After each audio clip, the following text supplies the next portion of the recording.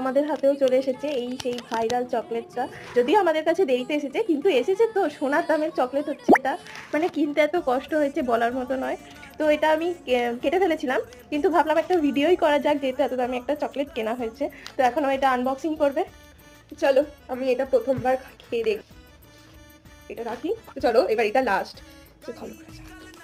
আর ওই হারটার জন্যই, মানে এটা এটা একটা আকর্ষণীয় ব্যাপার। ও আই এম সো এক্সাইটেড। বেরোতে চলেছে।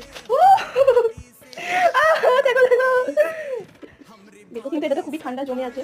বের করাটা মুশকিল, যদি ভেঙে যায়। তো দিদিকেই দিচ্ছি, কি করে বের করবো, কষ্ট হচ্ছে। বেরিয়েছে। আবার দুটো দানা দিয়েছে, দানা যেটা সেই উইংস হার্ট। উইংস হার্ট হয়েছে আমাদের, আমরা দুজনে খাবো। তো চলো, তা আমি একটু কামড়ে নিই।